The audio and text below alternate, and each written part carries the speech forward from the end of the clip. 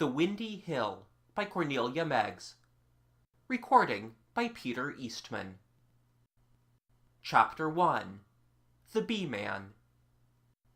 The road was a sunny, dusty one, leading upward through Medford Valley, with half-wooded hills on each side whose far outline quivered in the hot, breathless air of mid-June afternoon. Oliver Peyton seemed to have no regard for heat or dust, however, but trudged along with such a determined stride that people passing turned to look after him, and more than one swift motor car curved aside to give him room. "Want a ride?" inquired one genial farmer, drawing up beside him. "Where are you going?" Oliver turned to answer the first question, meaning to reply with a relieved yes, but his square, sunburned face hardened at the second. "Oh, I am just going down the road, a little way," he replied stiffly, shook his head at the repeated offer of a lift, and tramped on in the dust. The next man he met seemed also to feel a curiosity as to his errand, for he stopped a very old, shambling horse to lean from his seat and ask point-blank, "Where may you be going in such a hurry on such a hot day?" Oliver, looking up at the person who addressed him, and gauging his close-set, hard grey eyes and his narrow dark face, conceived an instant dislike and distrust of the stranger. He replied shortly, as he had before, but with less good temper, "I am going down the road a little way, and as you say, I am rather in a hurry." "Oh, are you indeed?" returned the man, measuring the boy up and down with a disagreeable, inquisitive glance. "In too much of a hurry to have your manners with you, even?" He shot him a look of keen and hostile penetration. "It almost looks as though you were running away from something." He stopped for no further comment, but went jingling off in his rattle-trap cart, the cloud of dust raised by his old horse's clumsy feet hanging long in the air behind him. Oliver plodded forward, muttering dark threats against the disagreeable stranger, and wishing that he had been sufficiently quick of speech to contradict him. Yet the random guess was a correct one, and running away was just what Oliver was doing. He had not really meant to when he came out through the pillared gateway of his cousin's place. He had only thought that he would walk down the road toward the station and see the train come in. Yet the resolve had grown within him as he thought of all that had passed in the last few days, and as he looked forward to what was still to come. As he walked down the road, rattling the money in his pockets, turning over his wrongs in his mind, the thought had come swiftly to him that he need no longer endure things as they were. It was 3 miles to the railroad station, but once there he could be whisked away from all the troubles that had begun to seem unendurable. The inviting whistle of a train seemed to settle the matter finally. "It isn't as though I were afraid of anything," he reflected, looking back uneasily. "If I thought I were afraid, I would never go away and leave Janet behind like this. No, I am only going because I will not be made to do what I hate." He told himself this several times by way of reassurance, but seemed always to find it necessary to say it again. There were some strange things about the place where he and his younger sister Janet had come to make a visit, things that made him feel, even on the first day, that the whole house was haunted by some vague disquiet of which no one would tell him the cause. His cousin Jasper had changed greatly since they had last seen him. He had always been a man of quick, brilliant mind, but of mild and silent manners. Yet now he was nervous, irritable, and impatient, in no sense a genial host. Janet, Oliver's sister, had already begun to love the place, nor did she seem to notice the uneasiness that appeared to fill the house. She did not remember her cousin as well as did her brother, and was thus less conscious of a change. So far she had been spending her time very happily, being shown by Mrs. Brown, the housekeeper, through the whole of Cousin Jasper's great mansion, and inspecting all the treasures that it contained. It was a new house, built only a year ago. "And a great calamity it was when the work came to an end so soon," Mrs. Brown had said, "for it kept Mr. Peyton interested and happy all the time it was going on. We had hoped the south wing would be building these 3 months more." Janet thought the great rooms were very beautiful, but Oliver did not like their vast silence, in which the slightest sound seemed so disconcertingly loud.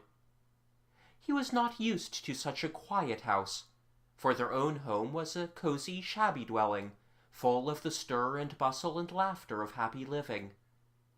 Here the boy found that noises would burst from him in the most unexpected and involuntary manner, noises that the long rooms and passageways seemed to take up and echo and magnify 100 times. Mrs. Brown was constantly urging him not to disturb poor Mr. Peyton, and Hotchkiss the butler, who went about with silent footsteps, always looked pained when Oliver slammed a door or made a clatter on the stairs. He had never seen a butler before, except in the movies, so that he found the presence of Hotchkiss somewhat oppressive. It was the change in his host, however, that had really spoiled the visit. Jasper Peyton was a cousin of his mother's, younger than she and very fond of her and her children. At their house he was always a much-desired guest, for he had the fairy godfather gift, as their mother put it, and was constantly doing delightful things for them. He was tall and spare, with a thin, sensitive face, that, so it seemed to Oliver, was always smiling then, but that never smiled now. The boy had noted a difference on the evening of their arrival, even as they drove up to the house, through the warm darkness and the drifting fragrance of the June night. "I can hardly remember how Cousin Jasper looks, but I think I will like his garden," Janet had observed, sniffing vigorously. Oliver nodded, but he was not listening. He was looking up at the lighted house where the door stood open, with Hotchkiss waiting, and where he could see, through the long windows facing the terrace, that Cousin Jasper was hurrying through the library to meet them in the hall. Even at that distance, their cousin did not look the same. He walked slower. He had lost his erect carriage and his old energy of action. He seemed a thin, high-shouldered ghost of his former self, with all spirit and cheerfulness gone out of him. Janet and Oliver were paying their first visit without their mother, and to guests of 13 and 15 respectively, such an occasion was no small cause for excitement.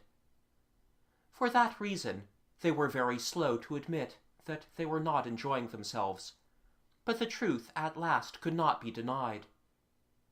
Cousin Jasper, preoccupied and anxious, left them almost completely to their own devices, neglected to provide any amusement for them, and seemed at times to forget even that they were there.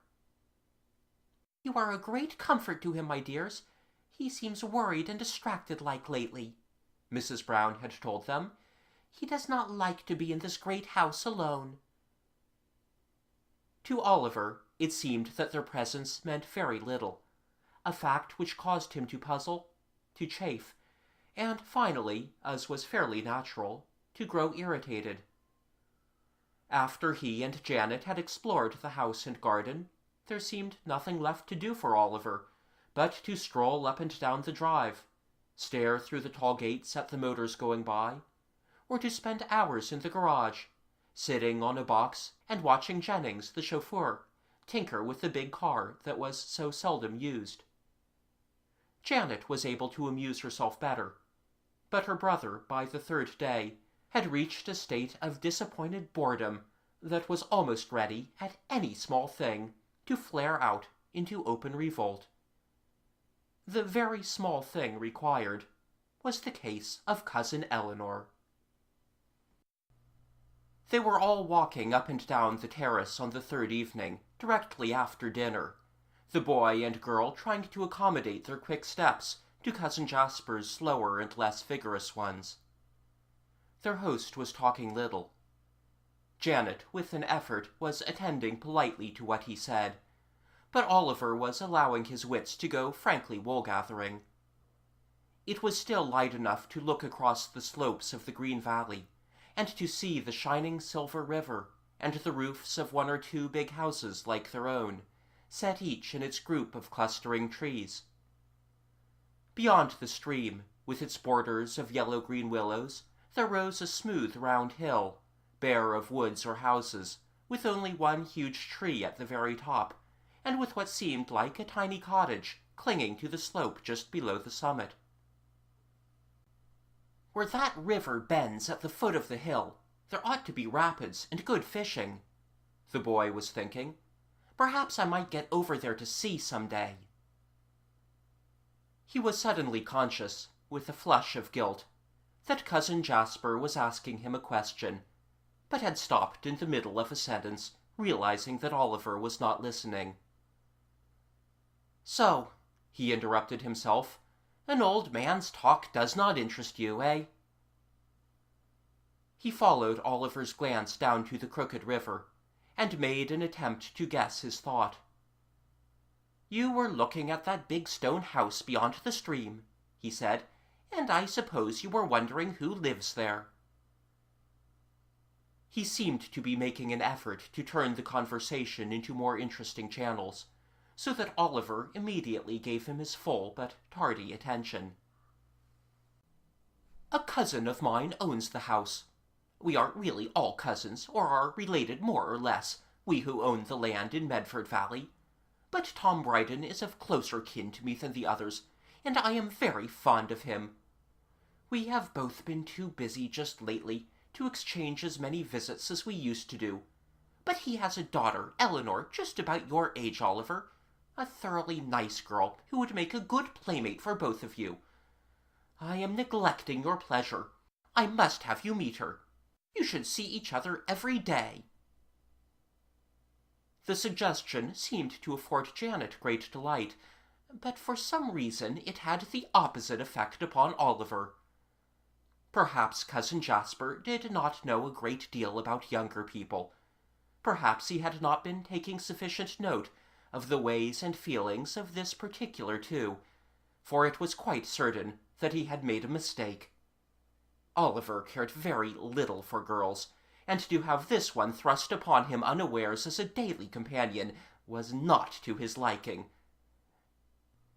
"It will be very nice for Janet," he remarked ungraciously, "but I don't have much to do with girls."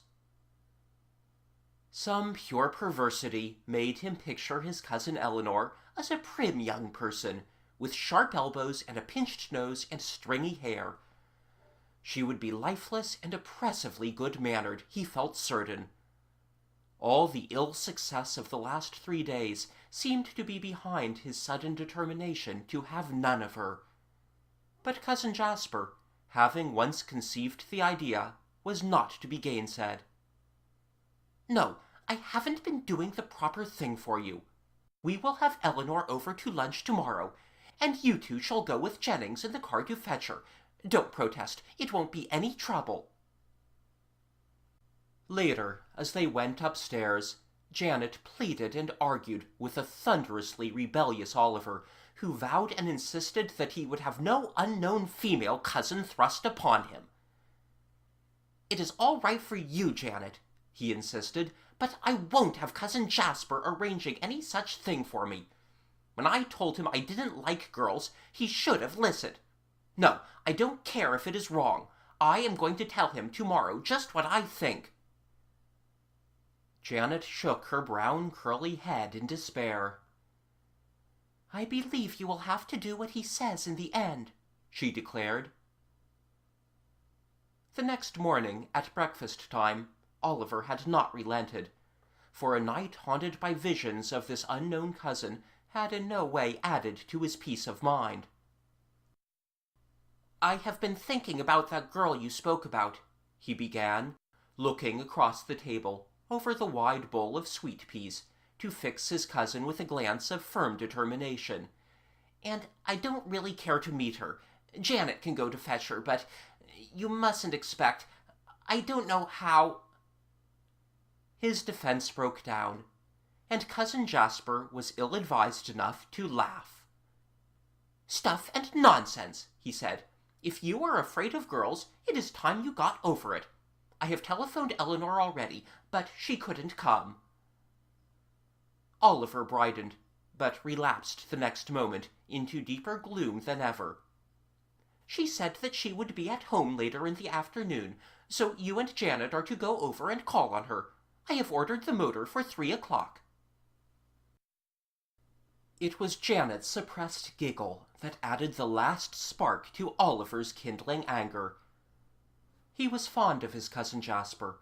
He was troubled concerning him, and disturbed by the haunting feeling that something was wrong in the big house. Yet baffled anxiety often leads to irritation, and irritation, in Oliver's case, was being tactlessly pushed into rage. He said little, for he was a boy of few words, nor, so he told himself, could he really be rude to Cousin Jasper, no matter how foolishly obstinate he was. "But I'll get out of it somehow," he reflected stormily, as he gulped down his breakfast and strode out into the garden. "I'll think of a way."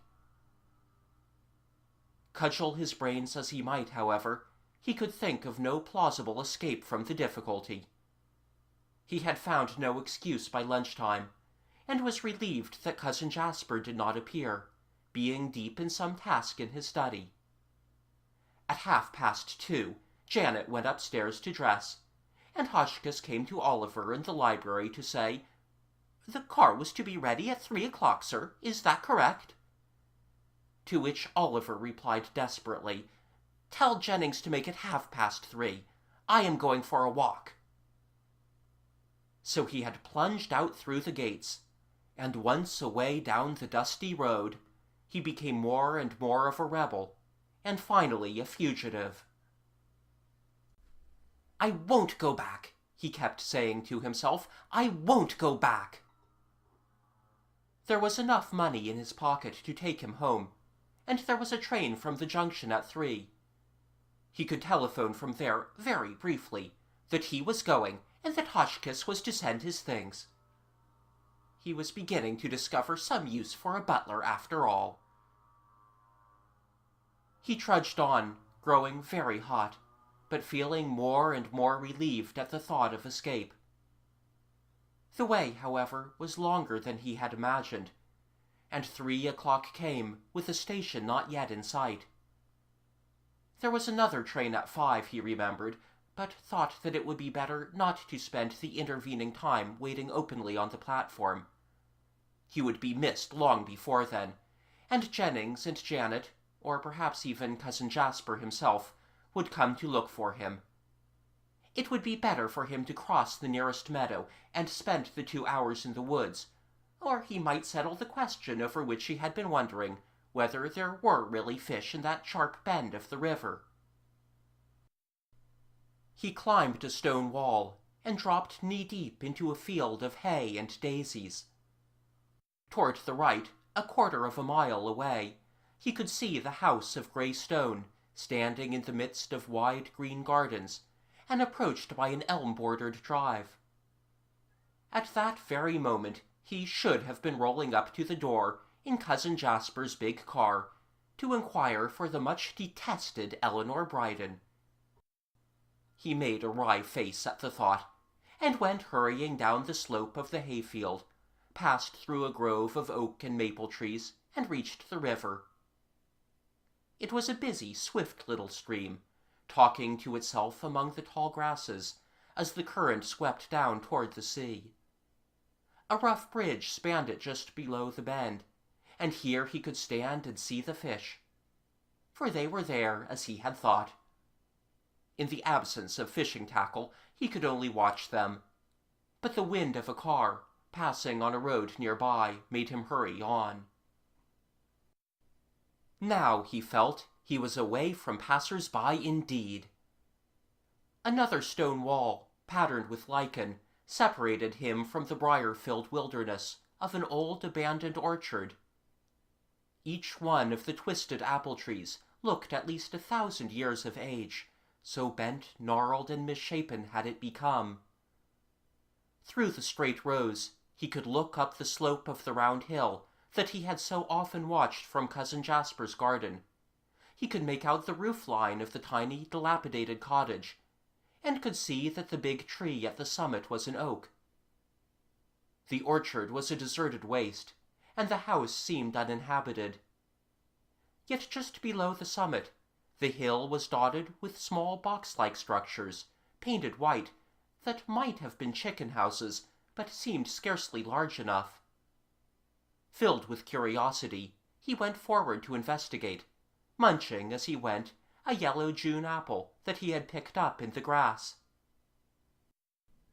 A rough lane opened before him, that passed through the orchard and wound up the hill, with this high grass trodden a little, as though, after all, people did sometimes pass that way.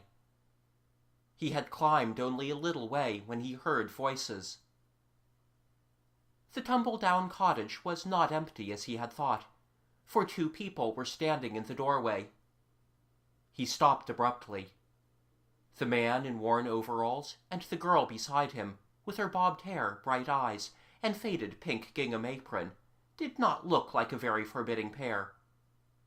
But Oliver's uneasy conscience made him feel that any person he met might guess his plans in some mysterious way and interfere with his escape. Very quietly he turned about and began to hurry down the hill. He had retreated too late, however, for the man had seen him, and proceeded to call after him in what seemed a very peremptory tone. "Stop!"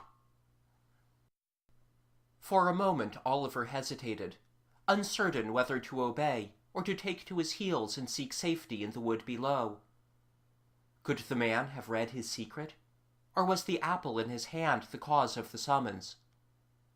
Before he could really decide, the girl's voice was raised also, pleading and urgent. "We need you," she called. "You must help us. Oh, don't go away." He turned slowly and went toward them through the tall grass, uncertain, suspicious, afraid even yet that he might fall into some trap that would delay his flight. His uneasiness was not in any way quieted by his seeing that one of the white boxes stood uncovered before the 2, and that it was a beehive. "You have come just in time," said the man, "if you are willing to help us. It is a difficult business, hiving a swarm of bees at this season, and Polly here is no use at all. This is her first day with the bees this year, and she jumps up and down when they sing around her head, and that stops everything." "I do better usually," the girl confessed humbly, "but I forget over the winter how to be quiet and calm when 1,000,000 bees are buzzing in my ear." She thrust into Oliver's hand the leather and metal bellows that blows wood smoke into the hive, and her father began giving him directions, as unconcernedly as though his helping were a matter of course. "Just stand beside me, stay very still, and keep blowing smoke. That is right. Don't move, and never mind how close the bees come. There is no danger of your being stung." The square white box was full of wooden frames, hanging one behind another, like the leaves of a book. One by one the man lifted them out, swept off the black curtain of bees that clung to them, and showed the clean, new, sweet-smelling honeycomb. "When an old hive gets too crowded and the bees begin to swarm," he explained, "we divide them and put some frames and bees into a new empty hive. See them going to work already, and look at that piece of comb that has just been built. One would think that the fairies had made it." Oliver had never seen anything so white and thin and delicate as the frail new cells ready for the fresh honey. He forgot any dread of the myriad creatures buzzing about his head. He forgot even his plan and his impatience of delay. He bent to peer into the hive, to examine the young bees just hatching, the fat black and brown drones, and the slim, alert queen bee.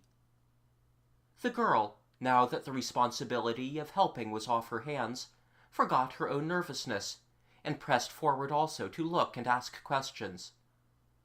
She must be about 13 or 14 years old, was Oliver's vague impression of her. She had dark hair and quick brown eyes. Her cheeks were very pink, and one of them was decorated with a black smudge from the smoke blower. He was too intent to notice her much, or to remember his fearful dread of girls.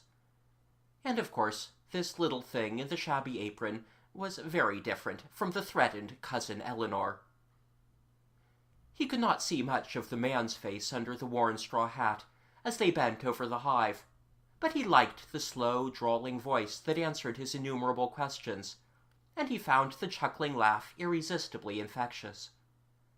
The stranger's brown hands moved with steady skill among the horde of crawling insects, until the last frame was set in place, the last puff of smoke blown, and the cover was put down.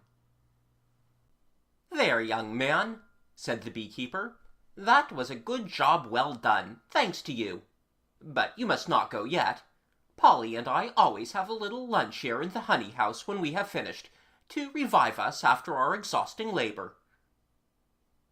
Oliver was about to protest that he must go on at once, but the man interrupted him, with a twinkle in his eye. "There is a spring behind the house where we wash up," he said. "Polly will give you some soap and a towel. Wood smoke smells good, but it is just as black as the soft coal kind." When he looked at himself a moment later in the mirror of the spring, Oliver realized that he was scarcely fit to start on a journey, since in his energetic wielding of the smoker he had smudged his face far worse than even Polly had. He began splashing and scrubbing, but honey and soot, and the odd sticky glue with which bees smear their hives, are none of them easy to remove. When he presented himself once more at the door of the cottage, there was a feast spread out on the rough table. Buttered and toasted biscuits spread with honey, iced cocoa with whipped cream, and a big square chocolate cake. Quite suddenly, he remembered how far he had walked, and how hungry he was, and, with equal suddenness, forgot his pressing necessity for setting off again. He sat down on the three-legged stool that the bee-man offered him, sampled the hot biscuit and the cold drink, and breathed a deep, involuntary sigh of content. In the presence of these friendly, shabbily dressed strangers, he felt for the first time since leaving home really happy and at ease. It seemed dark and cool within the little cottage after the blazing sunshine outside. The place was evidently no longer used for anything but a storehouse and a shelter for picnics of this kind, but it was a quaint, attractive little dwelling, and evidently very old. The main room where they sat had a big beamed ceiling, deep casement windows, and a door that swung open in two sections, one above the other. The upper half was wide open now, framing a sun-bathed picture of the green slope, the tree-tops of the orchard, and the rising hills opposite, with a narrow glimpse of sparkling blue sea. The air was very hot and quiet, with the sleepy peacefulness that belongs to summer afternoons. The round, dense shadow of the oak tree above them was lengthening, so that its cool tip just touched the doorstone. Polly, with hands as brown and skillful as her father's, was still toasting biscuits before the little fire they had built on the rough hearth. The bee-man, having taken off his hat, showed a handsome, cheery face much like his daughter's, except that his big nose was straight, rather than tilted like her small one, and his eyes were grey. Their clothes were even older and shabbier than Oliver had at first observed, but their manners were so easy and cordial that the whole of the little house seemed filled with the pleasant atmosphere of friendliness. Polly left the fire at last, bringing a plate of hot biscuits, and sat down beside the table. "Daddy always tells me a story when we have finished with the bees," she began a little shyly. "He said he had one saved up in his head that I would especially like. You won't mind our going on with it, will you?" Oliver would not mind at all. He felt assured already that he would like anything the bee-man had to say. "I suppose you must have it, if your heart is set on it," Polly's father said, "but my tales are usually designed for an audience of only one. This young gentleman may not like our style of stories, my dear." "I hope he will," replied Polly, "but, oh, Daddy, I forgot all about it. Didn't we have an engagement sometime about now, at home?" "No," he returned so positively that his daughter, though at first a little puzzled, seemed quite satisfied. "It is quite all right for us to stay here." He chuckled for a moment, as though over some private joke of his own, then at last laid down his pipe and crossed his legs. Oliver leaned back against the wall, and Polly curled up on the bench by the fireplace. "Are you both quite comfortable?" the bee-man inquired. "Very well, then I'll begin." End of Chapter 1. Chapter 2. The 7 Brothers of the Sun. Nashola did not live in fairyland, although there were seasons when his country was so beautiful that it might well have belonged to some such enchanted place. He did not know whether he loved it best when the thickets were all in bloom with pink crabapple, and the brown wintry hills had put on their first spring green, or when every valley was scarlet and golden with frost-touched maple trees in the autumn. But today it was neither, being hot midsummer, with the wild grass thick and soft on the slope of the hill that he was climbing, and with the heavy foliage of the oak tree on the summit rustling in a hot, fitful breeze.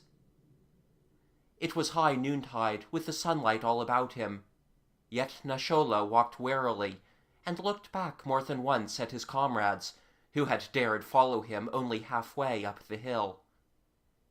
His was no ordinary errand, for all about him Nashola felt dangers that he could neither hear nor see. Before him, sitting motionless as a statue, with his back against the trunk of the oak tree, and his keen, hawk-like face turned toward the hills and the sky, was Sakotan, the sorcerer and medicine-man, whom all of Nashola's tribe praised, revered, and dreaded. None but the full-grown warriors used to venture to have speech with him, and then only as he sat in the door of his lodge, with the men in a half-circle before him. They never came alone. Along all the seaboard, the Indians talked of Sakotan, the man most potent in spells and charms and prophecies, who was said to talk with strange spirits in his lodge by night, and who could call up storms out of the sea at will. This spot at the summit of the hill, where the medicine-man sat so often, sometimes muttering spells, sometimes staring straight before him across the valley, was magic forbidden ground, where no one but himself was known to come. Yet the young Nashola, only 15 years old and far from being a warrior, had been told that he must consult the medicine-man, and had been in too much haste to seek him in his own lodge, or to wait until he could persuade a comrade to go with him. Stretched along the river below them was the camp of Nashola's brown-skinned people, where springs gave them fresh water, and where the eastern hills of the valley gave shelter from the winter storms that blew in from the sea. Beyond those green hills were rocky slopes, salt swamps, a stretch of yellow sand, and then the great Atlantic rollers tumbling in upon the beach. The Indians of Nashola's village would go thither sometimes to dig for clams, to fish from the high rocks, and even on occasion to swim in the breakers close to shore. But they were a land-abiding folk. They feared nothing in the forest, and would launch their canoes in the most headlong rapids of the inland rivers. Yet there was dread and awe in their eyes when they looked out upon the sea. Not one of them had ever ventured beyond the island at the mouth of the harbor. They were a shifting, wandering people, moving here and there with the seasons, as the deer and moose moved their grazing grounds. but their most settled abiding place was this little green valley where they spent a part of every year. Sometimes word would come drifting in, through other tribes, of strange white-faced men who had landed on their shores, but who always sailed away again, since this was still the time when America was all the Indians' own. What they did not see troubled them little, and they went on undisturbed, hunting and fishing, and paying their vows to the spirits and demons that they thought to be masters of their little world. The old wrinkled squaw, who was Nashola's grandmother, was the only one of them all who seemed oppressed with care. The boy, whose parents were dead, was her special charge, and was not, as he should be, like other Indian lads. He was slim and swift, and was as skillful as his companions with the bow and spear, but he had a strange love for running along the sea-beach, with the waves snatching at his bare brown legs, and he was really happy only when he was swimming in the green water. The day he swam to the island and back again, paying no heed to the shouts and warnings of his friends, and declaring, when he landed, that he would have gone farther, save that the tide had turned, that day had brought his old grandmother's patience to an end. "It is not fitting that one of our tribe should be so familiar with the sea," she stormed at him. "We were not born to master that wild salt water. The gods that rule us have said over and over again that the woods and rivers are ours, but that we are to have no dealings with the spirits of the sea. Since I cannot make you listen, you shall talk to someone who will. You shall go to ask the medicine man if what I say is not so." Nashola had come, therefore, to ask his question, but he found that it needed a bold heart to advance without quaking into that silent presence, and to speak out with Sakotan's black eyes seeming to stare him through and through.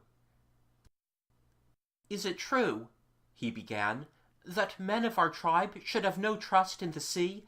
My grandmother says that I should hate it and fear it, but I do not. Must I learn to be afraid?" Slowly, the man nodded. Most Indians grow old quickly, and are withered like dried-up apples as soon as the later years come upon them. But Sakotan, although his hair was gray, had still the clear-cut face with its arched nose and heavy brows of a younger man. Only his eyes, deep, piercing, and very wise, seemed to show how long he had lived and how much he had learned. "Our fathers and their fathers before them have always known that we must distrust the sea," he said at last. "No matter how blue and smiling it may be, it can never be our friend. We may swim near the shore. We may even launch our canoes and journey, if the way be short, from one harbor to another, when the sky is clear and the winds are asleep. But always we are to remember that the sea is our enemy, and a treacherous enemy in the end."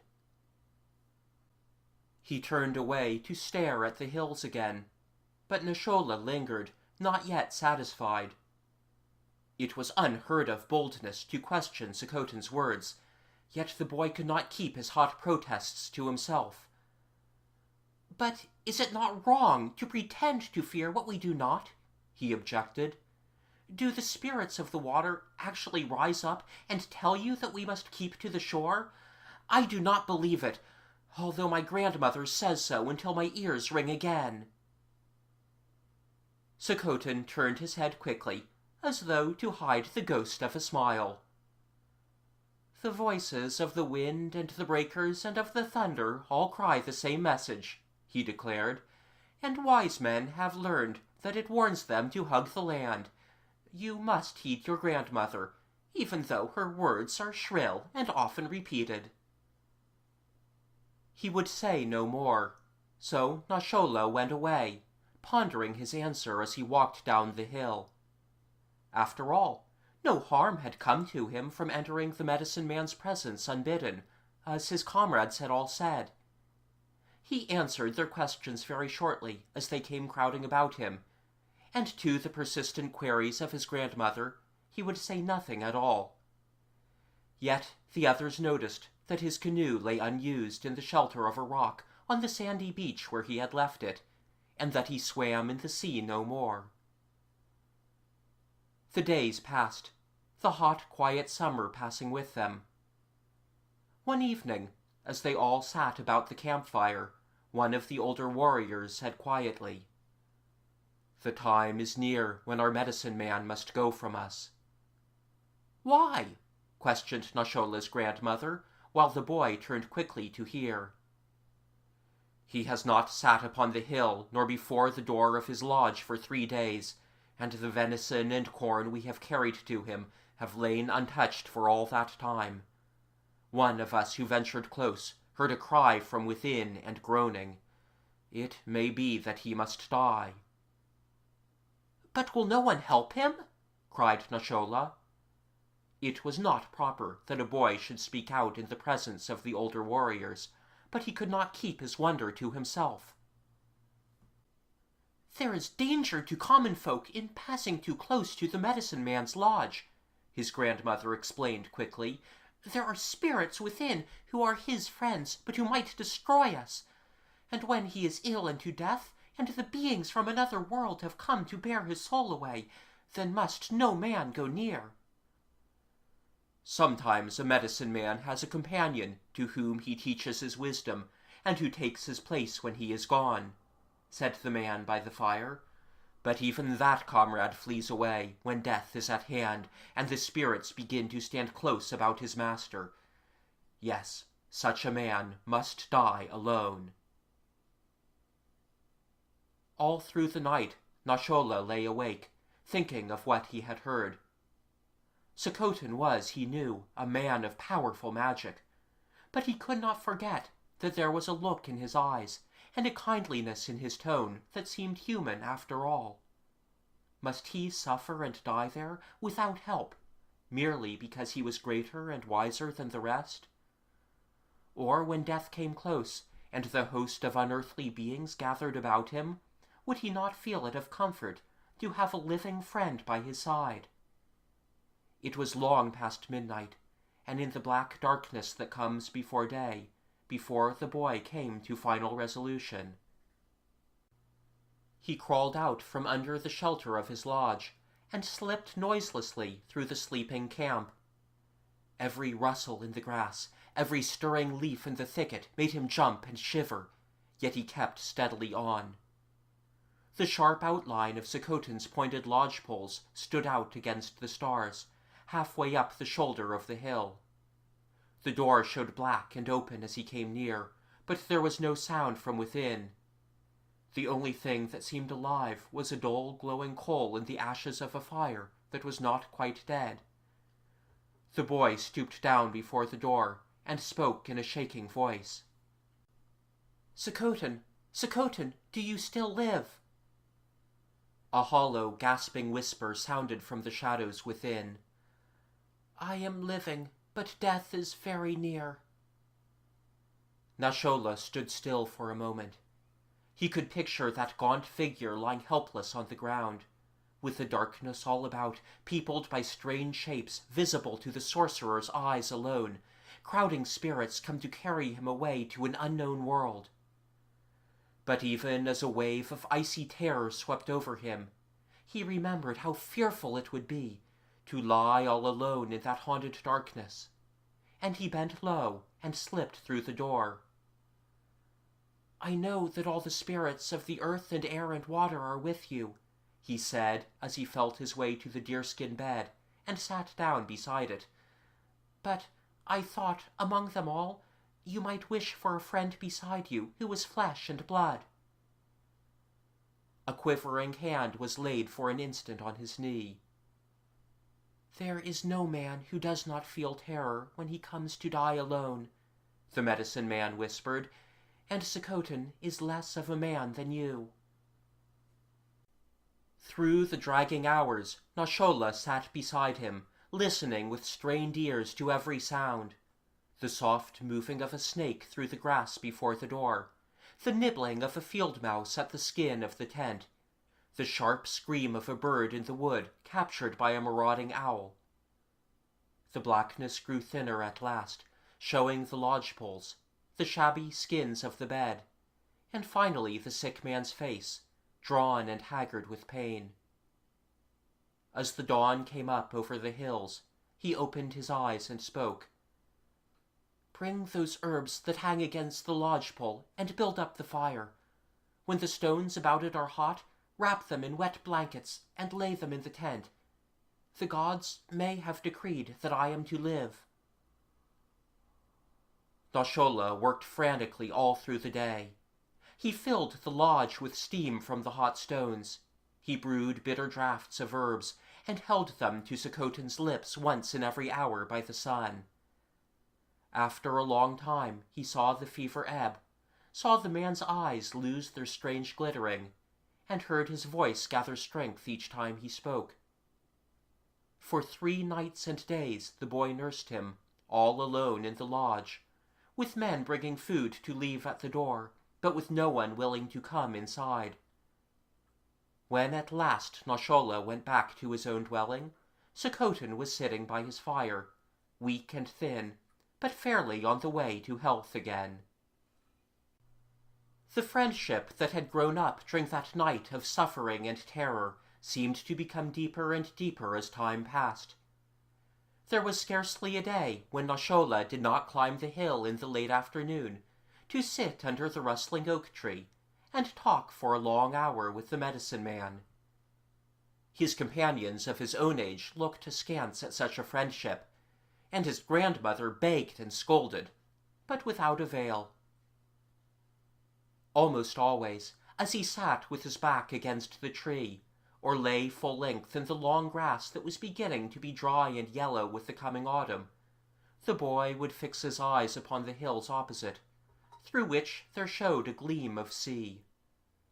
Like the picture of some forbidden thing was that glint of blue, framed by the green slopes and the sky above. He could see the whitecaps, the dancing glimmer of the sun, and the grey seagulls that whirled and hovered and dipped before his longing gaze.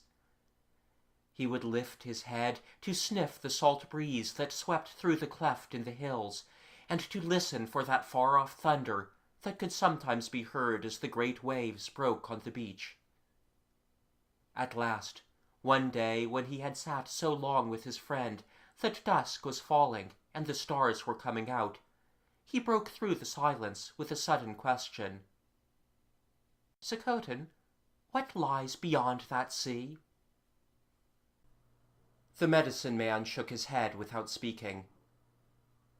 "My grandmother says nothing," pursued Noshola, "but I know that cannot be. Is it one of the things that I must not ask, and that you may not tell me because you are a sorcerer and I am only a boy?" Sakotan was silent so long that Noshola thought he did not mean to reply at all. Even when he spoke, it did not seem to be an answer. "Do you see those 7 stars," he said, "that are rising from the sea, and that march so close together that you keep thinking they are going to melt into one?" "Yes," answered the boy. "I often lie before our lodge door and watch them go up the sky. There are bigger stars all about them, but somehow I love those the best. They are so small and bright, and seem to look down on us with such friendly eyes." "It is told among the medicine men," Sakotan went on slowly, "that many, many moons ago, long before this oak tree grew upon this hill, before its father's father had yet been planted as an acorn, our people came hither across just such a sea as that.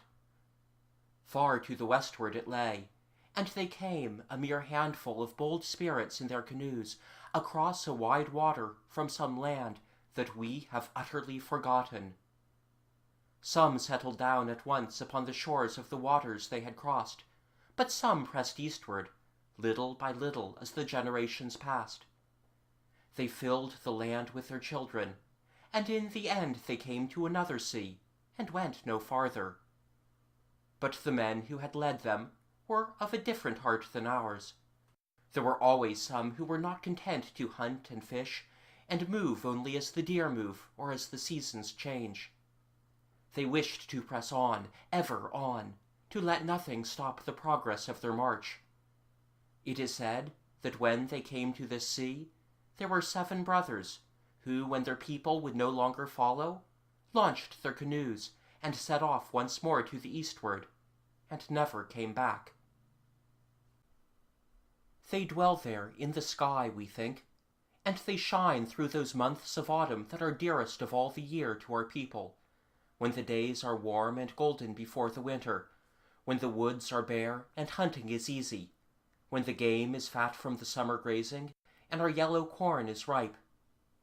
They come back to us in the hunter's moon, and they watch over us all through the cold winter.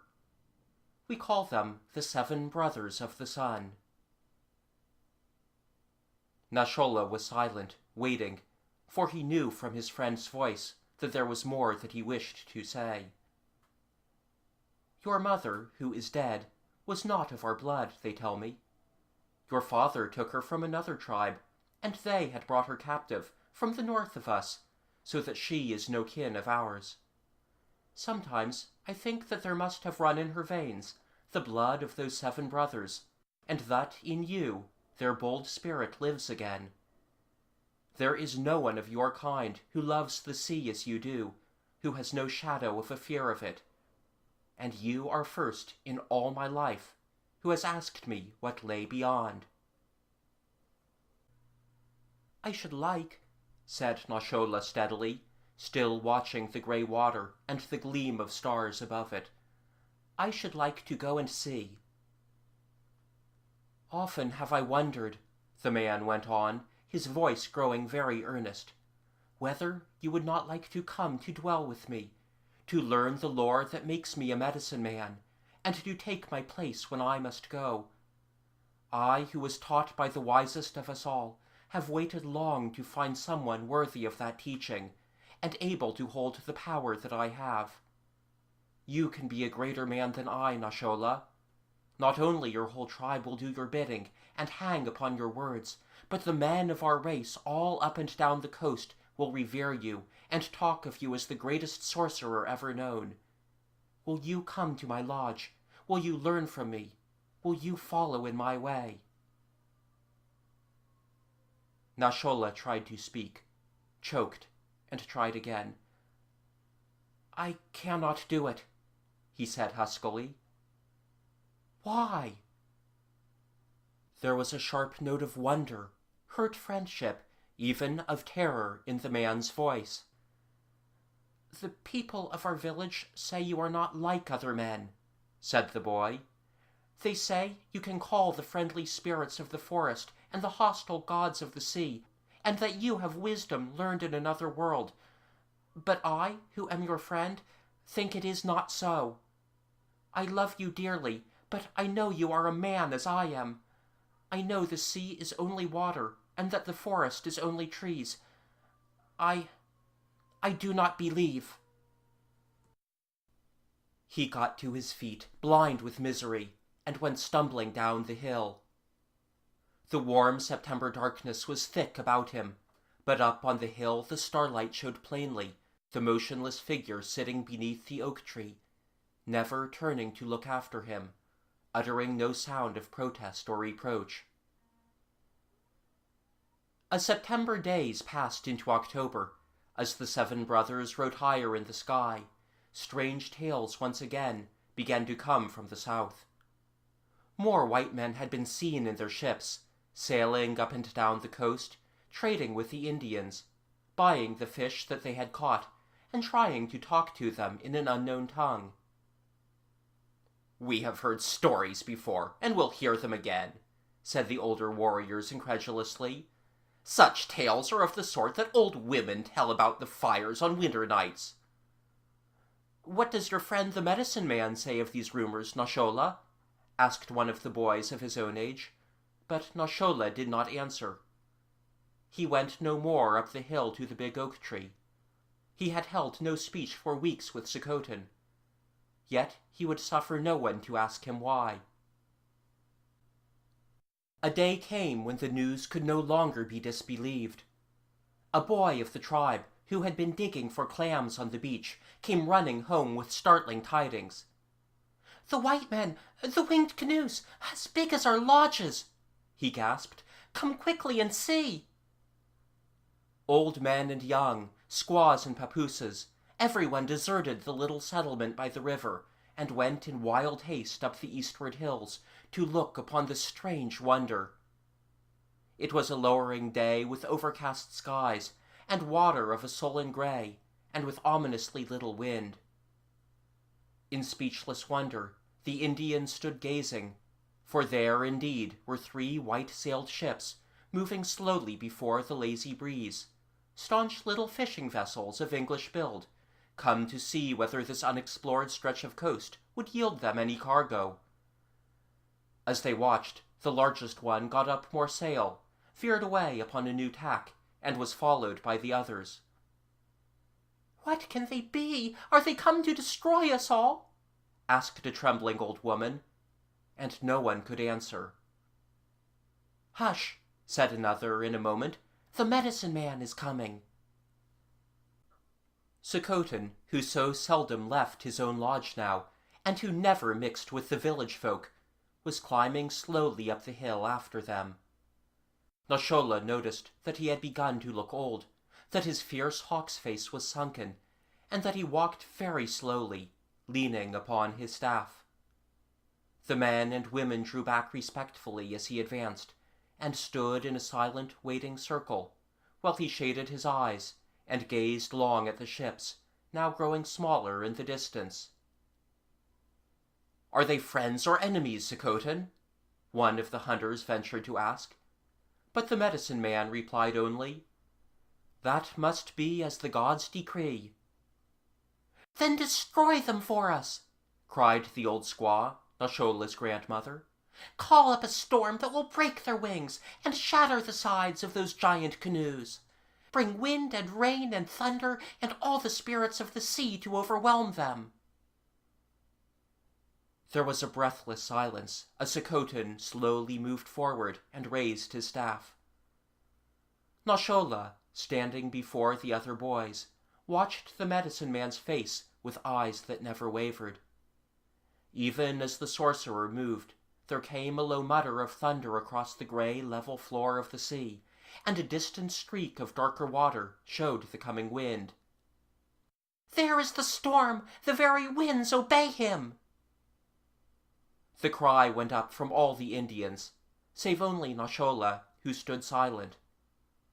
The medicine man turned to look at him, then hesitated and dropped his eyes. "Why do you wait? Raise up a hurricane, O greatest of sorcerers!" cried a man behind them. "No!" shouted Sakotan suddenly. He flung down his staff and held up his empty hands before his face. I will raise no storm," he cried. "I will call no spirits from the deep, because I cannot. The wind and thunder answer no man's bidding. Storms come and go at the will of the Great Spirit alone. There is one soul here that I love, one being whom, in all my life, I have had for a friend. In his eyes I will stand for truth at last, although I had almost learned to believe in my magic myself. I can do none of those things that you think. I am a man without power, like every one of you." A roar of anger went up, a dull, savage, guttural sound that died away almost at once into silence, a quiet more ominous than an outcry could have been. Terrified by that strange apparition out yonder upon the waters, the Indians saw themselves deserted by the one person to whom they could look for courage and counsel. Only half understanding, they knew, at least, that Nashola had been the means of their medicine man's downfall. Frenzied hands seized them both and dragged them headlong down toward the water. Visions of the savage tortures that his people wreaked upon their enemies passed through the boy's mind, but he did not struggle or cry out, although Sakotan's set face beside him turned gray under its coppery skin. Someone had found Nashola's canoe, left long unused upon the beach, and had launched it in the breakers. "Let him go back to the sea that he loved, this boy who has never been one of us. Let the man perish in the storm that is coming without his call." Relentless hands flung them into the frail boat and pushed it out through the surf. Nashola crawled to the stern and took up the paddle. A crash of thunder broke over their heads, and a wild flare of lightning lit the dark water as he dipped the blade. In a moment, rain was falling in blinding sheets. The wind and spray were roaring in their ears, and the ebbing tide was carrying them away, out of the harbor, past the rocky island, straight to the open, angry sea. After a long time, Sokotin, who had lain inert where he had been thrown into the boat, got to his knees and took up the second paddle. Only by keeping the little boat's bow to the wind could immediate destruction be averted. But the medicine man's strokes were feeble, affording little help, and at last he laid down the blade. "It is of no use, Nashola," he said. "Death rides on the wind and snatches at us from the black waters. Lay down your paddle and let us die." "No," the boy answered. "Even though death is not an hour away, we will fight it until the very end." Darkness shut down about them so that they could scarcely see each other as they went on in silence. Although each combing, foam-capped rush of water seemed certain to overwhelm them, there was a strange exhilaration, a mad thrill in rising to every giant wave and shooting down its green side in a cloud of spray. 1, 2, 3. Each one seemed the last, and yet there were ever more. Nashola's arms were numb and heavy, his head reeled, but still he struggled on. He wished at last that death would come quickly to still the terrible aching weariness that possessed his whole being. The worst of the storm had blown, roaring past them, but the seas were still heavy, and nothing, Nashola thought, could ever bring back the strength to his failing arms. Suddenly the clouds were torn apart, showing a glimmer of stars, and a vague glimpse of the tossing black water all about them. "Look, look, Nashola!" cried the medicine man, pointing upward. "They have come to help us, your kinsmen, the 7 brothers of the sun." But Nashola was not looking at the sky. His eyes were fixed on a ghostly shape moving close ahead of them, and on the fitful gleam of a ship's lantern that tossed and glimmered in the dark. Dropping his paddle, he put his hands to his mouth and lifted his voice in a long hail. The light bobbed and swung, and an answering shout came through the darkness.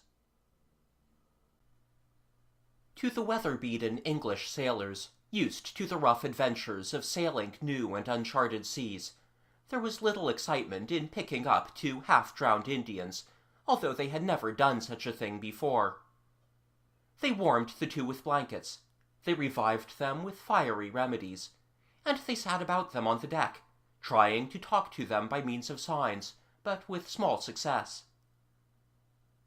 "It is no common thing to see these natives so far from shore," the mate said to the captain, "for, as a rule, the Indians distrust the sea. We cannot find out how these came to be adrift in that canoe. The young one tries to make us understand, but the old man merely covers his face and groans. I think he will not believe that we are men like himself." "Bring the boy to me," the captain ordered. "Perhaps we may be able to understand him."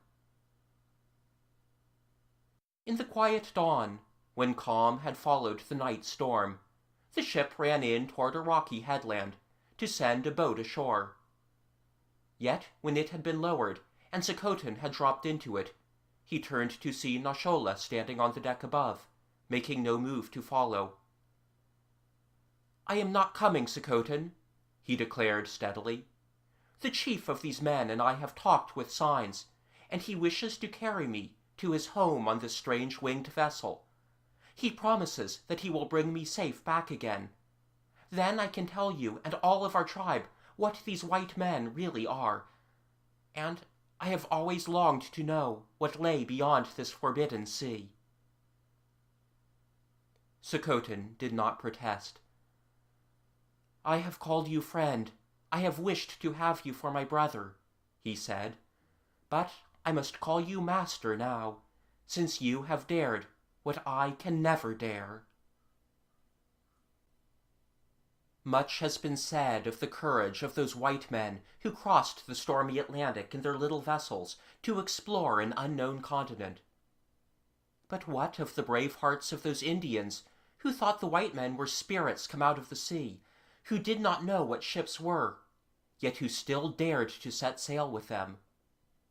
For we know that there were such dusky voyagers, that they crossed the sea more than once in the English fishing vessels, and that they brought back to their own people almost unbelievable tales of cities and palaces, or harbors crowded with shipping, and of whole countrysides covered with green tilled fields.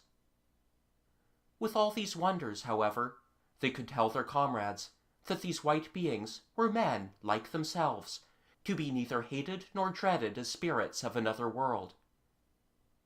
Deep dwelling in Ashola was that born leadership that makes real men see through the long-established doubts and terrors of the race, who can distinguish the false from the true, who can go forward through shadowy perils to the clear light of knowledge and success.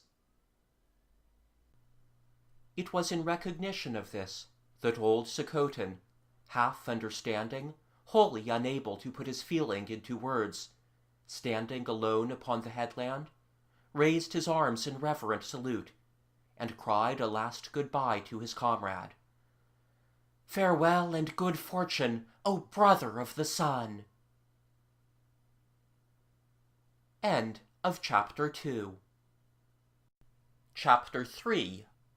John Massey's Landlord. The story had come to an end, but the boy and girl still waited, as though to hear more. "But do oak trees grow to be so old?" Oliver inquired at last, looking out at the moving shadow of the great tree that had now covered the doorstone. "Yes, 300 years is no impossible age for an oak. All the old grants of land speak of an oak tree on this hill as one of the landmarks." "How did you know?" began Oliver, and then broke off with a sudden jerk of recollection. "Oh, I forgot all about it! My train!" He snatched out his watch and stood regarding it with a rueful face. He had missed the train by more than half an hour. "Were you going away?" asked Polly sympathetically. "We are always missing trains like that, Daddy and I. Won't they be surprised to see you come back?" They didn't know I was going," returned Oliver. "They are wondering now where I am." He was too much agitated to keep from doing his thinking out loud.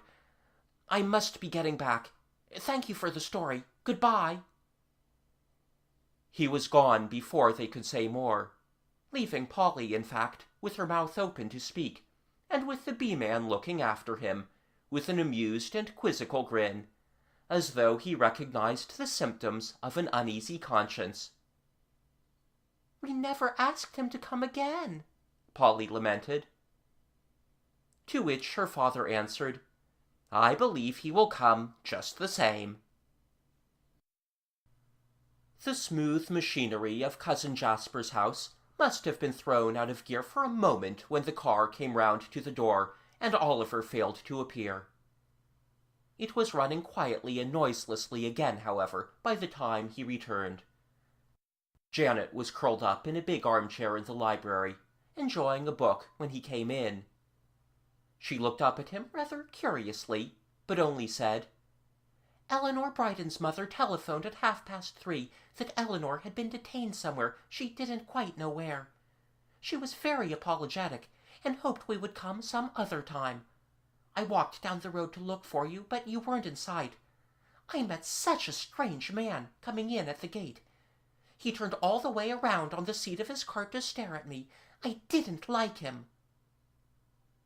She did not press Oliver with questions, and as a result he sat down beside her and told her the whole tale of his afternoon's adventures, with a glowing description of the bee-man and Polly. "I must take you there to see them," he said. "I can't wait to show you how things look from that hill. And you should see the bees and the little house and hear the wind in the big tree. We will go tomorrow." When Cousin Jasper appeared for dinner, Oliver felt somewhat apprehensive, but to his relief no questions were asked him.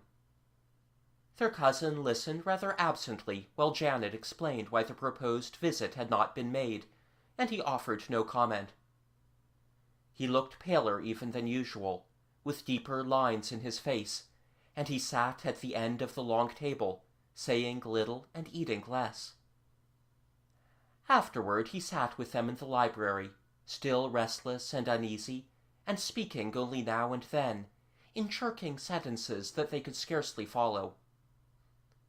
It was an evident relief to all three of them when the time came to say good night.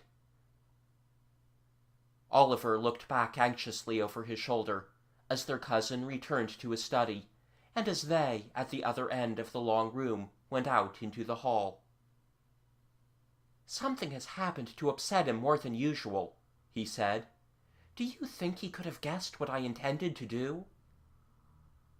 Janet shook her head emphatically. "He couldn't have guessed," she declared. "Even now, I can hardly believe it of you myself, Oliver." Oliver, rather ashamed, was beginning to wonder at himself also.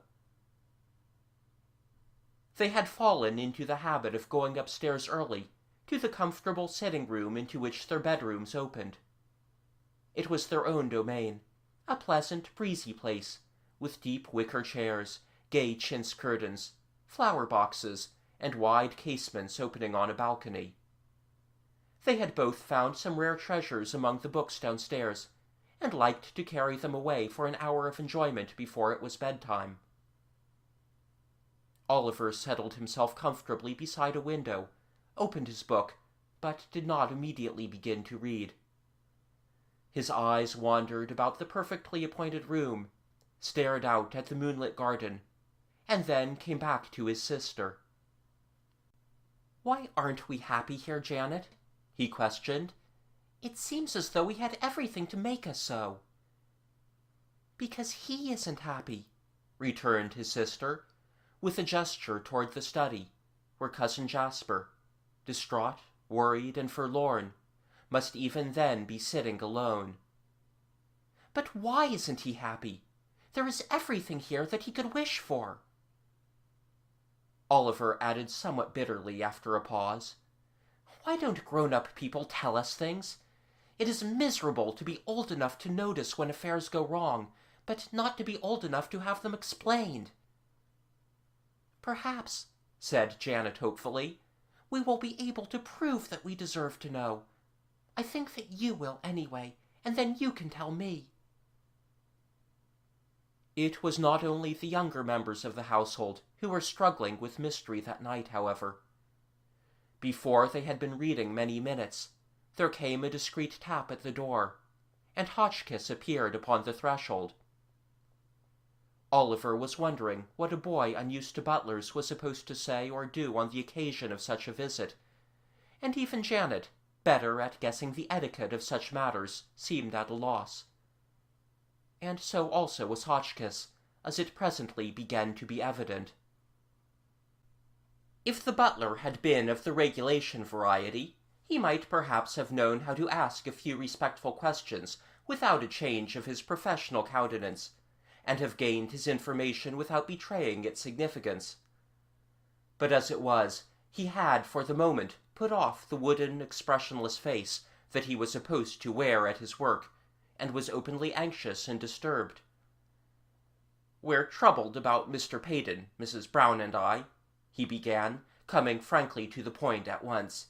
"He had a queer visitor today, one who has just been coming lately, and who always leaves him upset.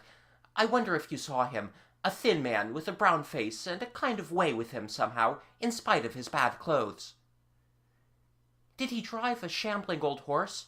inquired Oliver, remembering suddenly the person he had noticed on the road. "And a wagon that rattled as though it were 20 years old? Yes, we both saw him." "Had you ever seen him before?" Hotchkiss asked eagerly, and seemed disappointed when Oliver replied, "No, we had never laid eyes on him before today." "It is just in the last few weeks that he has been coming here so often," the man went on. "Before that he came rarely, and we didn't think so much about him. I can remember the first time I saw him, soon after I had come to Mr. Peyton a year ago. The fellow rang the bell as bold as anything, but when I saw that rickety outfit drawn up to the steps, I was about to tell him that the other entrance was the place for him. He must have read my eye. He is a sharp one, for he said, 'Your master won't thank you for turning me away when I'm a member of the family.' And sure enough, there was Mr. Peyton behind me in the hall, telling me to bring him in. He was nervous and put out with everybody after the man was gone, and he is more and more upset each time he comes, and the fellow begins to come often. I thought that if he was a member of the family, you might know who he was, and how we could get rid of him." The heat of the last words put an end to any possible thought that the man's questions were prompted by a servant's unwarranted curiosity concerning his master. It was plain that Cousin Jasper was a well-beloved employer, and that the two chief persons of his household had been laying their heads together over the mystery of his evident trouble.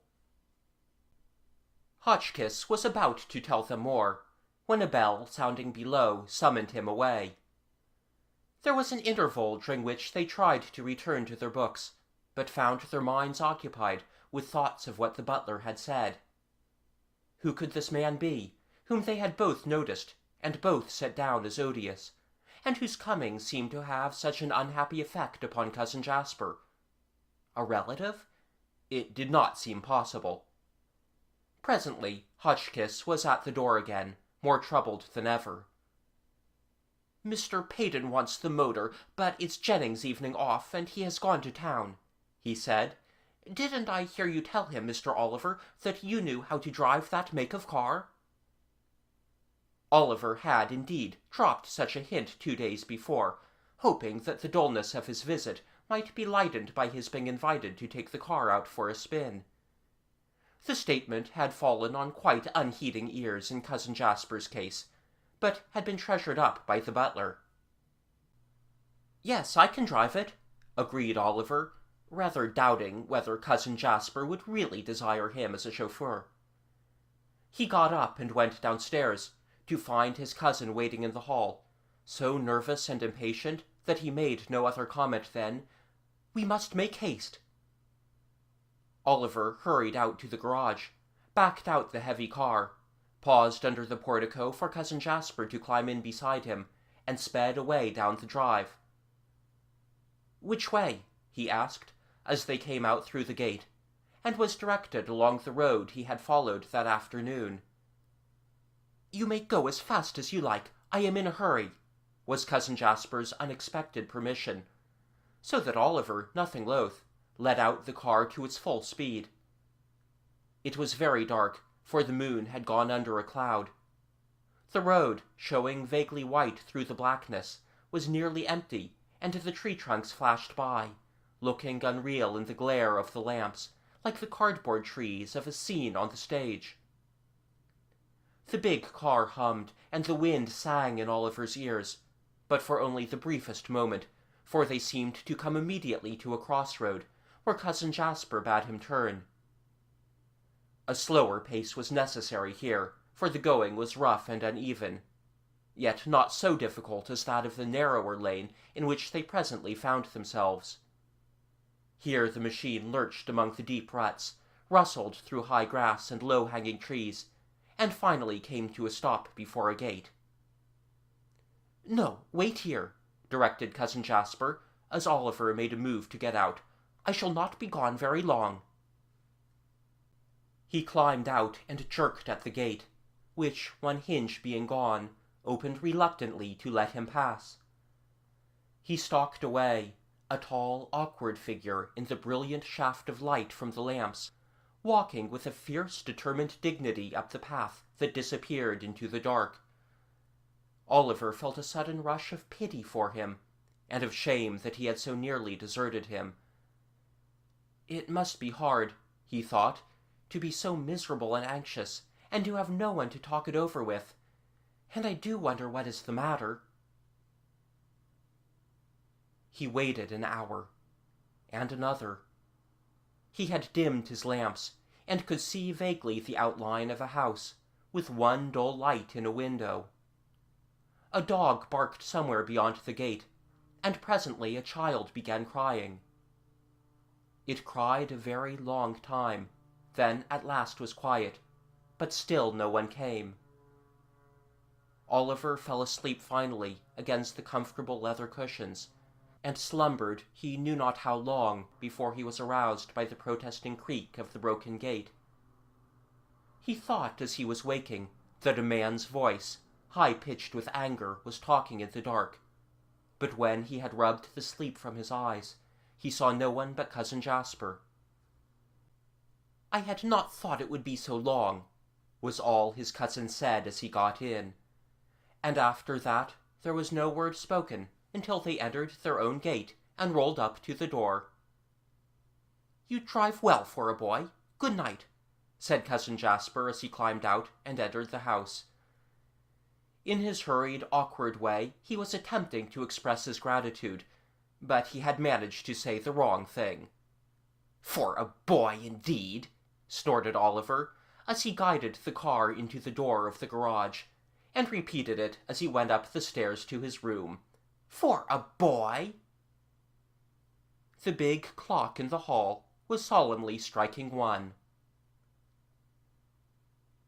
Oliver was wondering, as he came down to breakfast next morning, what his cousin would say in explanation of their midnight expedition, but discovered that Cousin Jasper had adopted the simple expedient of saying nothing at all. The matter was not even referred to until just as they were leaving the table, and then only indirectly. "I should have thought of it before," their host said, "that it might give you some pleasure to take out the car.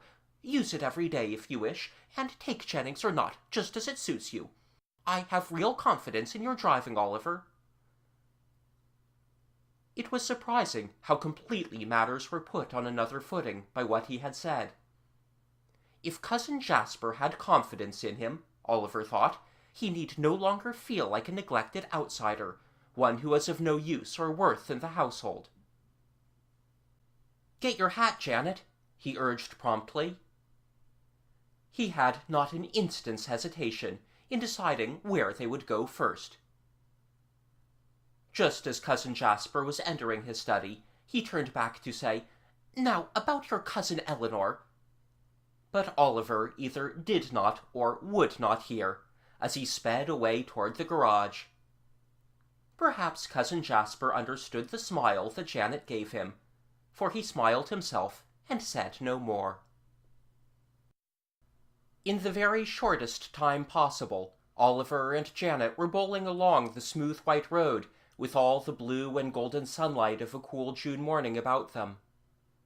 Oliver laughed when he thought of his dusty progress along that way the day before. There was little danger of his running away now, for the dreaded Cousin Eleanor was quite forgotten, and he was certain that the time would not pass slowly since he had acquired this splendid new plaything. He wondered, as the highway spun away beneath the swift wheels, which of the crossroads that he passed was the one that he had traveled the evening before. But the night had been so dark, and their speed so great, that he was quite unable to decide. It was only after exploring a good many of Medford Valley's lesser thoroughfares, after awkward turns and narrow byroads that proved to be mere blind alleys, that they began to come closer and closer to the foot of the hill. Not being able to find a direct path, Oliver finally drew up beside the low stone wall, and plunged on foot through the high grass of the orchard. "Wait until I see if they are here," he instructed Janet, "and then I will come back for you." His new acquaintances were sitting on the bench beside the doorway as he came up the hill. Polly in a very trim blue dress and without her apron, but the bee-man in his same dilapidated overalls. The girl had a notebook on her knee and was putting down records at her father's dictation. "Here is our friend in need of yesterday," said the bee-man cordially as Oliver came up the path. "But we can't put him to work today, because we are just about to set off to fetch some new beehives. There are more colonies than I thought that need dividing, and I find I am out of hives." "Let me get them for you," Oliver offered at once, and explained the presence of his sister in the car below. "Polly can go with you to show you the way," the bee-man agreed willingly. "John Massey, who makes our hives for us, lives a good many miles away, at the upper end of Medford Valley. I shall be glad to save the time of going myself. Come to the top of the hill, so that I can point out the direction of the road to you." They took the little path beyond the house, leading upward to the very summit of the hill. In the direction from which Oliver had come, up the gentler incline of the southern slope, the view was narrowed by the woods and the orchard, showing only the long vista that led away toward the high ridge opposite, and the blue dip of shining sea. On the eastern face of the hill, however, the ground fell away steeply to a sweep of river and a broad stretch of green farming country. It lay below like a vast sunken garden, with great square fields for lawns, and clumps of full-leaved rounded trees for shrubbery. The yellow-green of wheat and the blue-green of oats stretched out, a smooth expanse that rippled and crinkled as the wind and the sweeping shadow of a cloud went slowly down the valley. There were no country houses of high-walled, steep-roofed magnificence here, only comfortable farm dwellings, with wide eaves and generous barns, a few with picturesque pointed silos, and slim, high-towering windmills. "Most of that farming land belongs to your cousin Jasper," the bee-man said, while Oliver, too intent upon staring at the view below him, failed to wonder how he happened to know so much of their affairs. "That whole portion of the valley was waste, swampy ground at one time. It was an uncle of Jasper Payton's who drained the land 30 years ago and built dikes to keep the river back. He arranged to rent it out to tenant farmers, for he said one man should own the whole to keep up the dikes and see that the stream did not come creeping in again. Medford River looks lazy and sleepy enough, but it can be a raging demon when the rains are heavy and the water comes up. Your cousin owns all of it still, except for a portion up there at the bend of the stream. That has passed out of his hands lately. It is at the far end, on the last farm, that John Massey lives." Oliver, from this vantage point, could pick out the intricate succession of lanes and highroad that he must take to cross the river and reach John Massey's place, showing from here as only a dot of a grey house at the angle of the stream.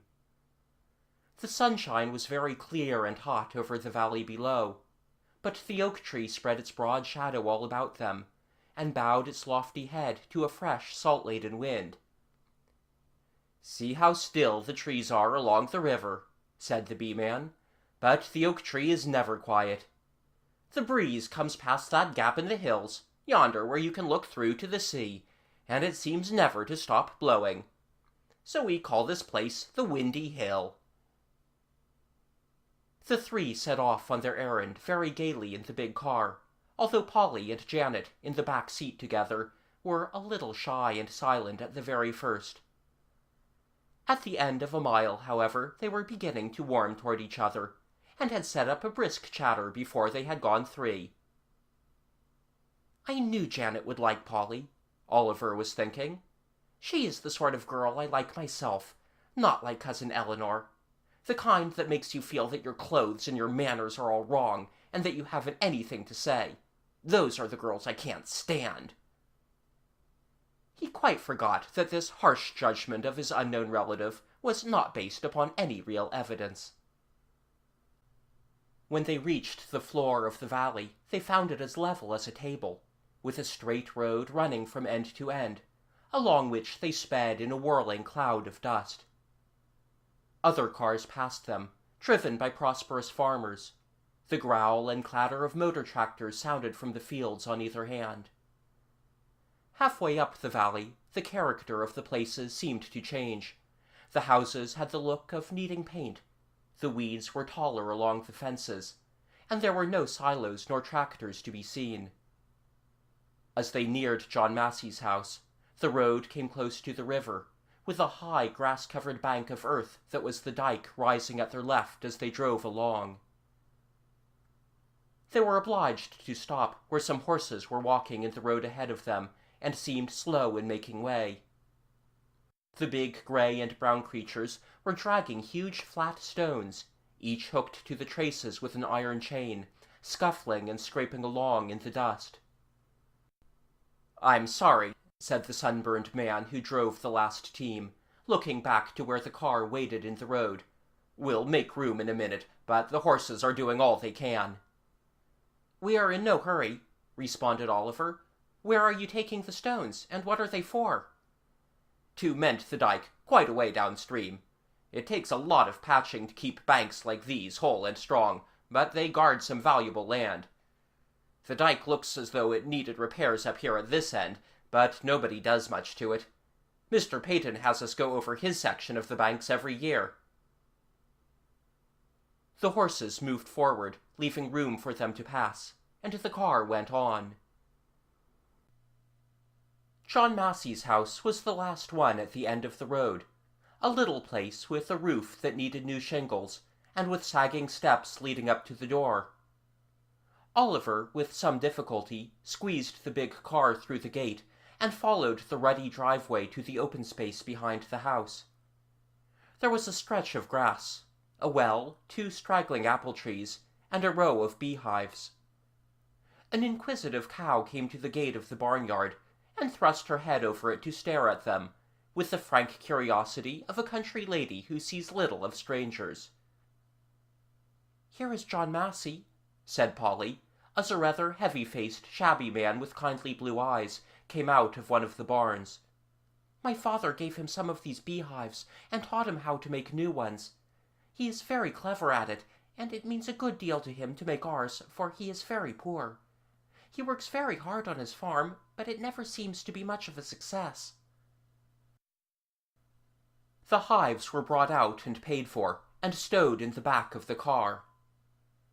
Oliver was just making ready for the somewhat difficult feat of backing the car around in the narrow space between house and barn, when there came a rattling of wheels through the gate, and a loud, rasping voice was heard calling for John Massey. "That's Mr. Anthony Crawford," said the farmer, who had been standing by the car, admiring wistfully its shining sides and heavy tires. "He owns this place, and he comes up here nearly every day to see how I'm farming it. I don't accomplish much with him always around to give me sharp words, and never a dollar for improvements. I've told him 100 times that the dike ought to be looked after this year, or we'll be having a flood, but he always says he guesses it will hold. Yes, sir, I'm coming."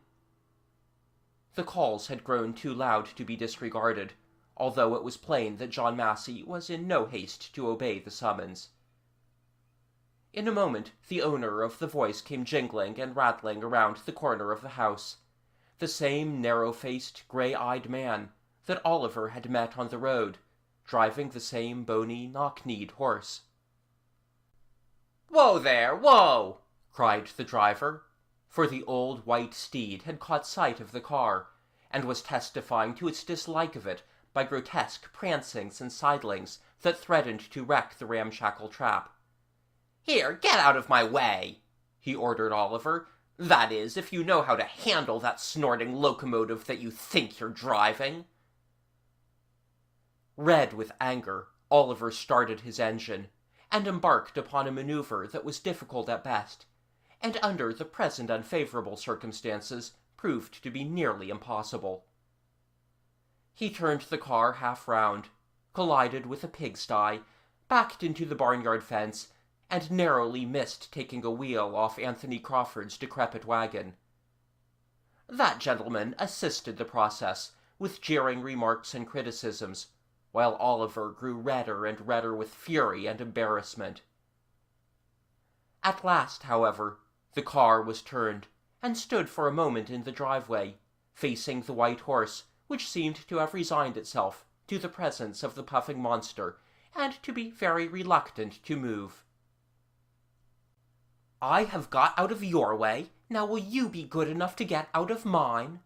said Oliver very slowly, lest the rage within him should break out into open insult.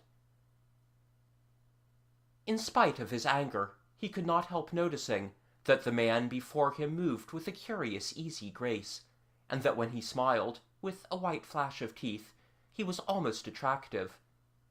It was impossible to deny that except for his thin lips and his hard grey eyes, he was handsome. He must be about Cousin Jasper's age, Oliver thought, as he sat looking at him, while the others stared in return. "I should like to pass," the boy persisted, since the other made no move. "So you shall, Mr. Oliver Payden," returned the man, "only don't expect me to move as fast or as gracefully as you did. You wonder how I know your name, I suppose. Well, if that precious Cousin Jasper of yours and mine were a little more outspoken about his affairs, you would know all about me. If you want to know where I live, just look over the back wall of your cousin's garden. Do it sometime when he isn't looking, for he doesn't love to think of what lies behind that wall, where the fruit trees are trained so prettily, and where the trees and shrubs grow so high." He had made way at last, and the car moved forward, but he turned to shout a last bitter word after them. "If you want to know one of your Cousin Jasper's meanest secrets, look over the wall." End of Chapter 3. Chapter 4. The Garden Wall. It was very early when Oliver rolled out of bed next day, sleepy but determined. He had decided at first to pay no attention to Anthony Crawford's suggestion, made evidently with malicious purpose. He had indeed almost forgotten it by the time he and Janet reached home. But Janet had remembered, and she had brought up the question that evening as they went up to their own quarters rather later than usual, since Cousin Jasper had been sitting with them in the library, and had seemed unwilling that they should leave him. "There is something very wrong in this house," declared Janet. "Hotchkiss doesn't know what it is. Mrs. Brown doesn't." "I think the bee-man knows," Oliver volunteered suddenly, although he could give no reason for his guess. "Anyway," pursued Janet, "someone ought to know, for someone ought to help Cousin Jasper. I am certain that he has no mean secrets, as Anthony Crawford said, and so I think one of us should climb up and look over the wall.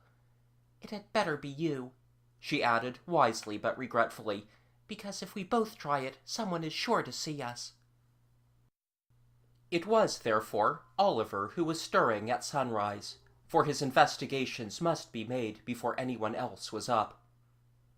He let himself out of the house very quietly, and crossed the empty, silent garden. He had forgotten how beautiful a garden could be in the early morning, with the dew shining on every grass tip, and with the flowers all radiant in the vividness of color of newly created things. There were gay-colored beds below the terrace, and long borders at each side of the house, then a wide stretch of grass behind the garage, and beyond that, back of the shrubs and the fruit trees and the thickly growing vines, was the wall. It was higher than the boundaries at the sides and front of Cousin Jasper's place, perhaps to afford a better surface for the grapevines and pear trees trained against it, perhaps for another reason. Oliver walked along it slowly, looking up at the smooth bricks and wondering how it was to be climbed. The more difficult it appeared, the more determined he became to get to the top. In the middle of the wall behind a summer-house stood a stout trellis, the support of an exceedingly thorny rose-vine. Here, he decided, was the place to scramble up, but he must make haste, for people in the house would be waking and would see him. Carefully he set a foot upon the lowest bar, found that it would hold, and began mounting upward. There were trees beyond the wall, not the trimmed, well-kept kind that grew in Cousin Jasper's garden, but a scrubby growth of box elder and silver-leaved poplar, such as spring up in myriads where the grass is never cut. Hanging over the top of the coping, he could peer through their branches and see a house beyond. He was astonished to see the shingled roof rising so close by, for he had not thought that they had neighbors who dwelt so near. The house was a square one of yellow stone, with overhanging eaves and small windows, and an old-fashioned stoop in front, over which the roof came down in a long sweep. It must have been built 100 years ago, he thought, and it might have seemed a charming, comfortable old place, were it not so unutterably dejected and dingy. Its windows were cracked, the grass grew tall and ragged upon its lawns, a litter of rubbish lay about the back door, and the woodwork, that should have been white, was grey from want of paint. "It looks as though the people who lived in it just didn't care," Oliver commented. "It is a nice old house, but it seems worn out and discouraged somehow, like John Massey's cottage. I wonder who owns it." An open space between the dwelling and the wall had apparently once been a broad lawn, then had been ploughed up for the planting of a patch of grain, and had at last been left as a neglected waste for weeds and brambles to flourish undisturbed. An old scarecrow still stood knee-deep in the tangled green, left there after the field had been abandoned, to drop slowly to pieces in the wind and rain. The grotesque figure, with its outstretched arms and hat set at a rakish angle, looked familiar for some incomprehensible reason.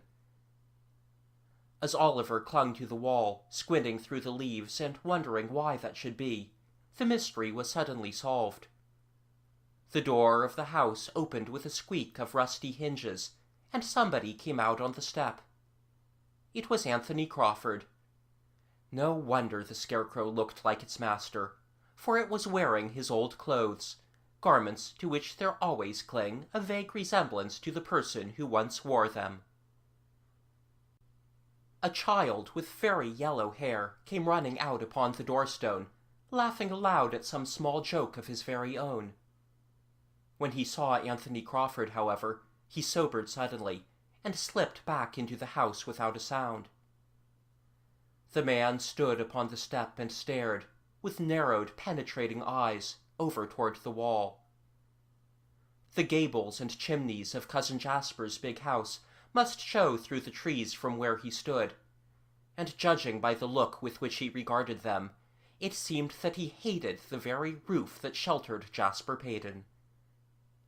The luxurious mansion was, in truth, a sharp contrast to the unkempt, gone-to-seed yellow farmhouse, although Oliver wondered whether, originally, the old stone dwelling had not been the more attractive of the two. He leaned forward to see plainer, made an unwise move, and attracted the attention of the man on the step. The boy flushed scarlet as their eyes met, for Anthony Crawford, without making a sound, went through a pantomime of an ecstasy of glee. He had evidently expected to arouse Oliver's curiosity by his suggestion the day before, and was overcome with ill-natured delight to catch him in the very act of satisfying it. With a mutter of angry words, Oliver dropped back into the garden. "I wasn't looking just because he told me to. I wasn't," he kept repeating. As he walked toward the house, he looked back more than once at the high wall, wondering at the things it hid. Here was squalid poverty, almost under the windows of the great handsome house where Cousin Jasper lived with everything that heart could desire. It was the poverty, too, of a member of his own family. Here was jealous enmity also, a hatred that seemed to point ominously to trouble before them, to all the harm that could be accomplished by an angry, unscrupulous man. No wonder Cousin Jasper looked changed and haunted. What hold did Anthony Crawford have upon his cousin? Why should one have so little and the other so much? Why did that high wall forbid all intercourse with that strange neighbor? It was plain to Oliver, at last, that their night ride through lanes and crossroads had been necessary because the wall cut off any direct path, and that the goal of their expedition in the dark had been Anthony Crawford's sagging one-hinged gate. The morning sun was rising higher, the cheerful sound of a grass cutter was going up and down the garden, and smoke was mounting from the kitchen chimney.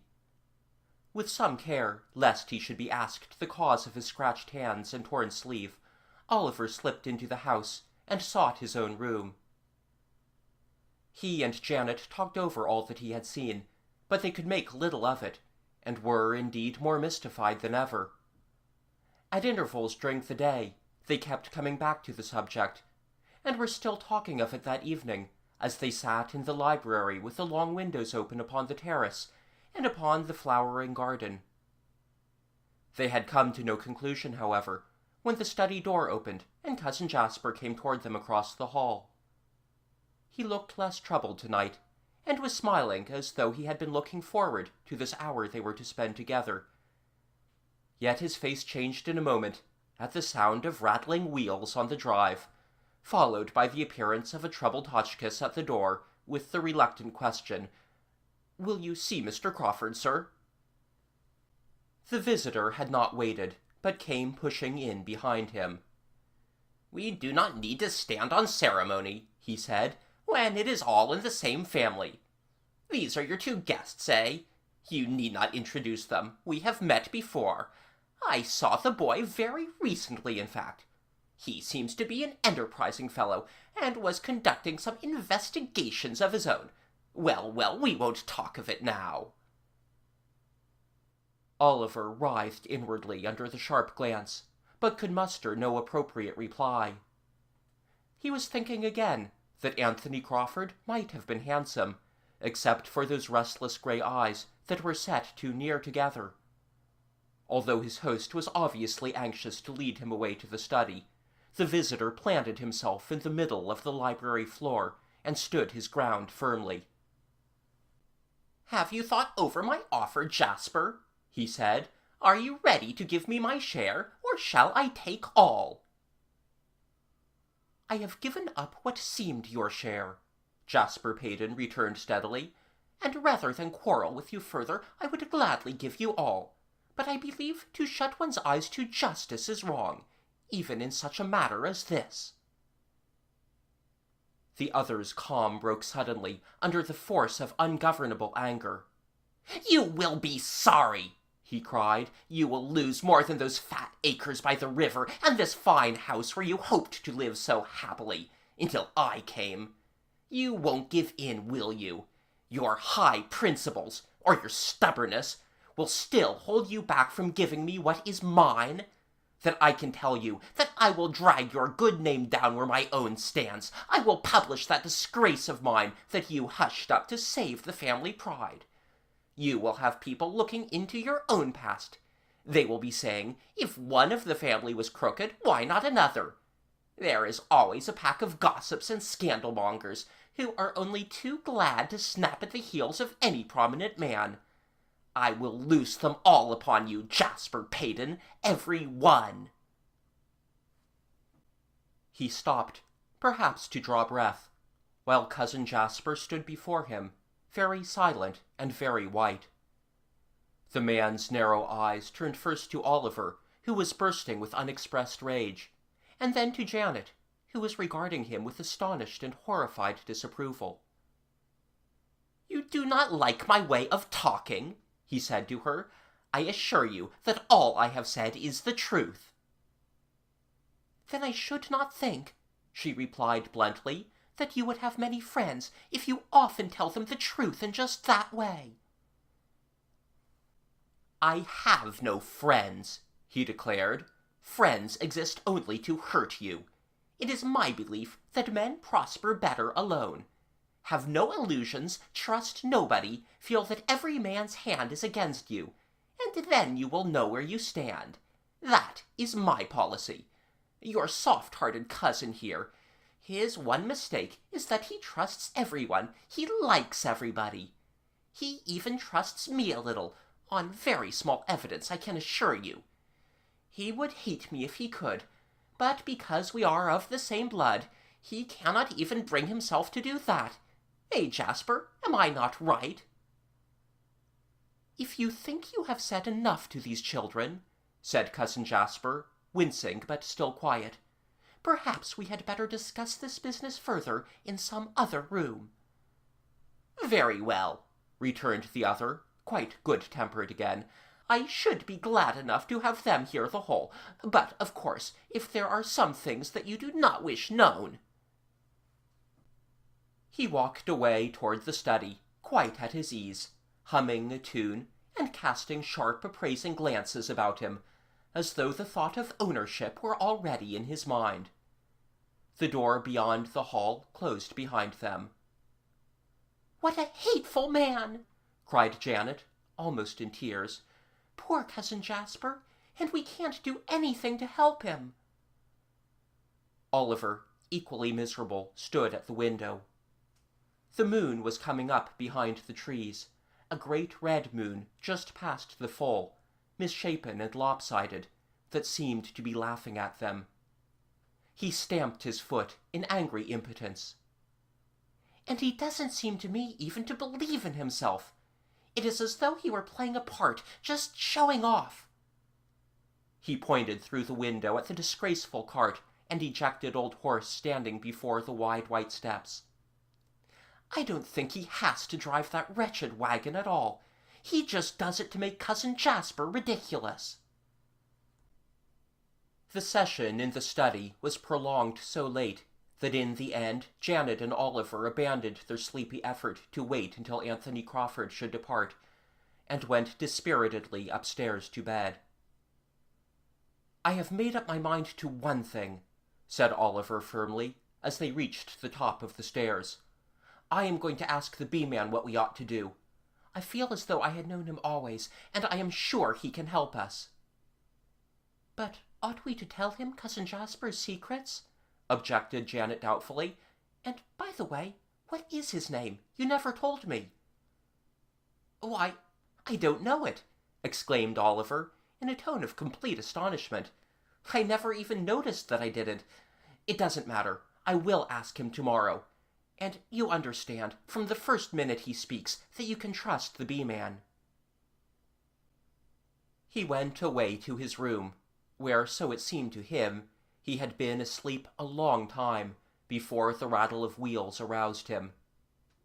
He peered drowsily through the window, and saw the old white horse, with its lean, erect driver, move slowly down toward the gate, long-shadowed and unreal in the moonlight, fantastic omens of some unknown mischief that was brewing.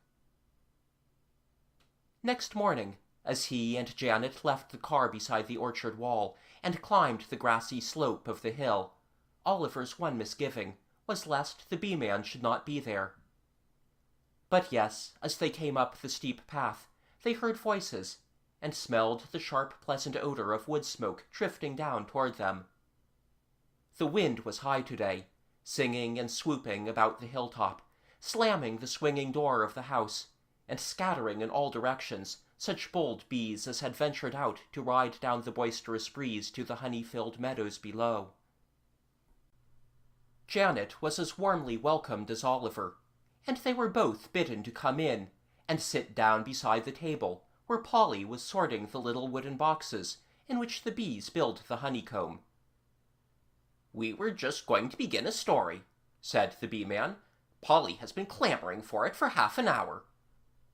"But I wanted to ask you something," broke in Oliver, too excited for good manners. "Couldn't you wait?"